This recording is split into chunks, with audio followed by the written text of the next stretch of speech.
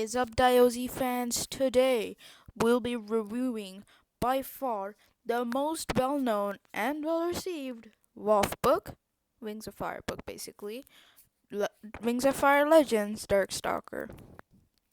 Now, if you're wondering, timestamps will be this in the description below for specific things, or probably will be in the video itself.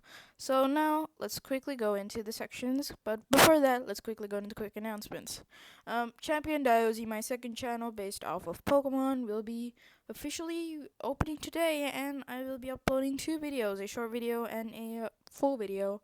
Um, by the end of this video, it'll be in the channel's card, so I highly recommend that you go check that out. But with everything said, let's begin. The book overview. So I'm reading a script, so this is one of my first times reading a script, so I'm pretty bad at it. Yeah, but let's go over this. So, book overview. So, the story is basically having a decent setting. It's set in 2000 years ago in Pyria, focusing on the main villain of the second arc, Darkstalker, and his main life before he became the main villain. Sorta. And overall, it's basically a pretty important story. Most of the things like you learn from the 15 WoW books are all correlating to one singular book, which is Legends Darkstalker, which is why it's one of the most important books to read. But now let's go over the writing style and language. Basically, all the chapters are based off three main characters of Fathom, Clearsight, and Darkstalker. And the trio are basically going over the story in a perspective wise. So the story moves, but the perspective changes. So we just don't go from Darkstalker's first perspective and then to Darkstalker's second perspective. We go to Darkstalker's perspective, the chapter ends, and then we continue that perspective but in Clearsight's eyes. Or basically, if the perspective of that character is over, we get to a time skip to the next character so that we can actually see them. And this is a great writing style, and I honestly really dig it. Overall, the language of the book is pretty fine, and I don't think there's major issues with that. Then you got characters, one of the biggest parts of a book. And this is going to be long because there are multiple characters, but I'm going to just sum it down to some of the main ones. First up, we gotta talk about the trio of Darkstalker, Fathom, and Clearsight. They not only work as singular characters, as the main characters of the books, but also working as the basic stronghold and the whole idea, but also as a trio. Literally, they complete each other. And overall, I feel like the story of these three are really amazing. Darkstalker himself is pretty good. He's a well-written character on the basis that he was a good guy, he turned evil, even though when he turned evil, he thought he was still a good guy. And this is a pretty decently written problem of main villains that a lot of stories have explored. But the thing different about Darkstalker is, because you actually still feel really bad for him when he turned evil, because you know what could have happened if he didn't, and you feel honestly bad for him for what happened. Clearsight, on the other hand, has pretty much the complete opposite, complete similar story, but a fully degree turn. She definitely did not go to school for 2 years and just spended her first 2 years just studying futures. And we actually get a comical joke like on Darkstar saying, "I could have improved my future vision." But who has the time to spend months in a small cave just studying the futures, which is literally what Clearsight did for 2 years? I feel that's very funny. But other than that, we have some more things to talk about. So overall, I feel like Clearsight has this whole problematic thing where she always worries about the problem, and how even the right character himself, if you didn't actually read it, the reader thinks, yeah, Clearsight is just this, scaredy cat who always fears the worst. But if you did not actually know what's gonna happen, you actually gain this understanding that Clearsight was right all along, and that Darkstalker did actually turn evil. Then you got Fathom, the guy who we all feel bad about. Or used to actually, until the end of the book, where we feel pretty good about him. The reason I feel bad about him is because in the first whole part, it just goes, he becomes one of the most beloved people in his whole family, the royal family, has quality time with his grandfather, and actually has a good chance on Indigo to turning into basically an outlaw, and or outcast, being feared by many and called a monster, not even being able to go too close to Indigo because he would be killed, his only other family member being his sister hating him, and pretty much um, sadness for killing his own grandfather, and fear of what might come of him and other animuses.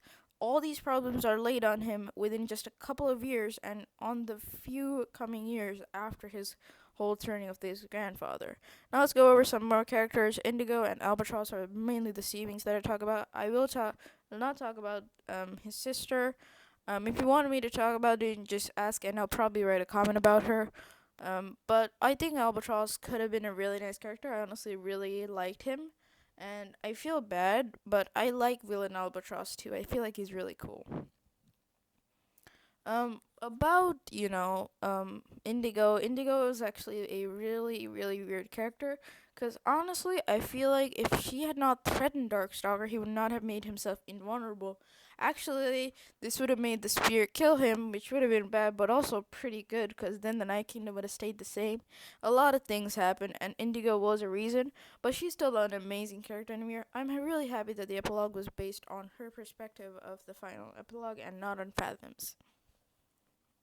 For the Nightwings, we have a couple of characters, starting off with Force Lair and Arctic. Arctic is not a nice Nightwing, but he's still pretty popular. And I feel like both these characters could have had a lot more done. I really like their dynamic in the first couple of chapters, but later on they just turned into just the craziest people. And by the near the end, they're barely talked about until the very end, where Arctic all dies. So overall, there are some problems with their relationship, but I feel like it's pretty decent. Then you got the other Nightwing, one of the other Nightwings, Whiteout.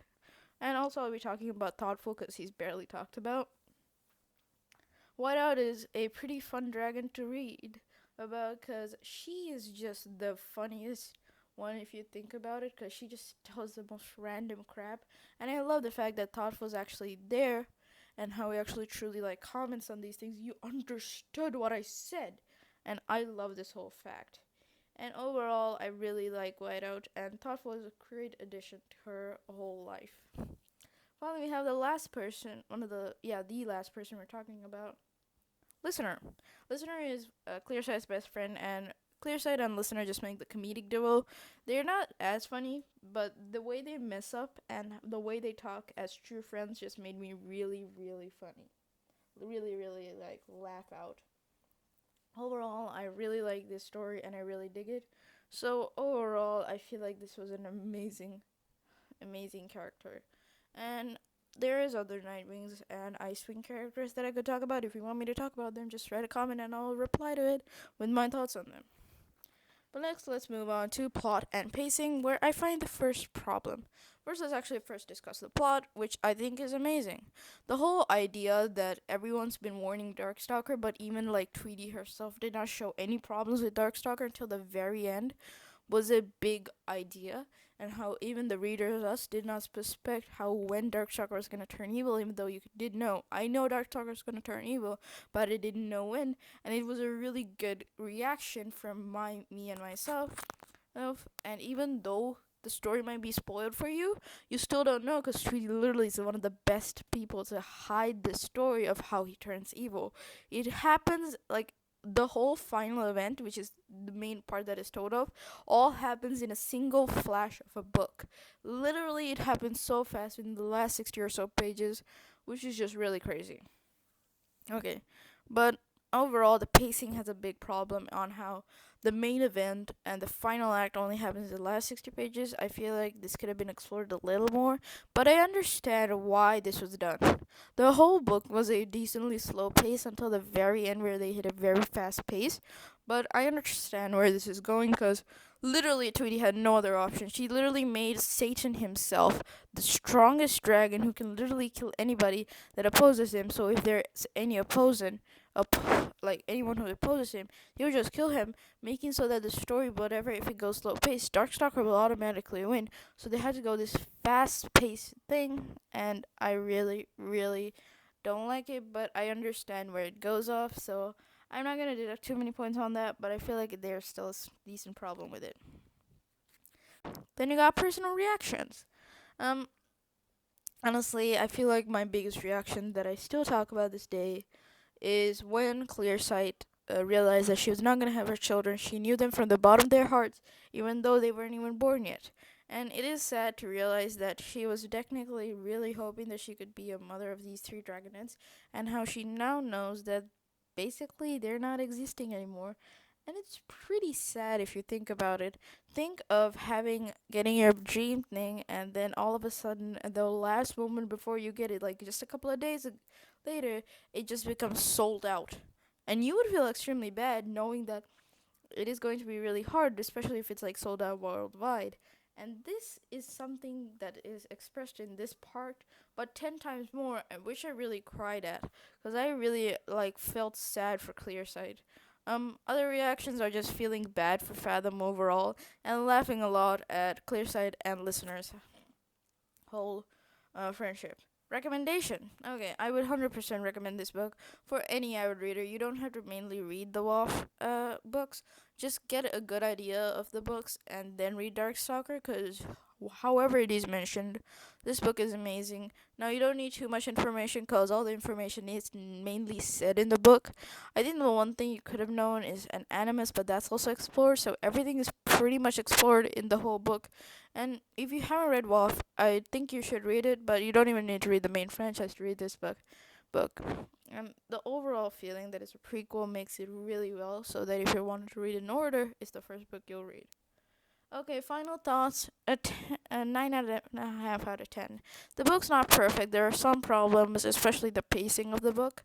But other than that, there's not much you can find that's wrong with this. And I agree. Most people, when they say it's one of the best, it's the best book I ever read, and I've read a lot of books.